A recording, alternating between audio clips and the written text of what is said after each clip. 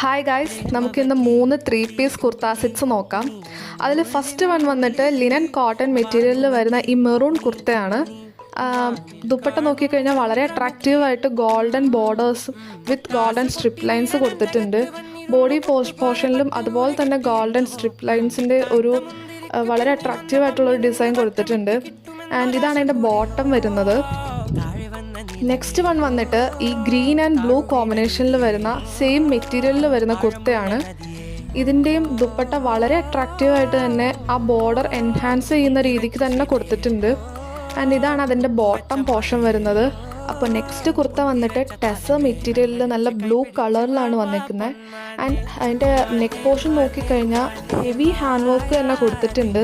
ഇനി എൻ്റെ ദുപ്പട്ടയിലേക്ക് പോയി കഴിഞ്ഞാൽ സെമി ടെസർ ഡിസൈനിൽ ഫ്ലോറൽ പ്രിൻസ് ഒക്കെ കൊടുത്ത് വളരെ അട്രാക്റ്റീവായിട്ട് തന്നെ കൊടുത്തിട്ടുണ്ട്. ആൻഡ് ഇതാണ് എൻ്റെ ബോട്ടം പോർഷൻ.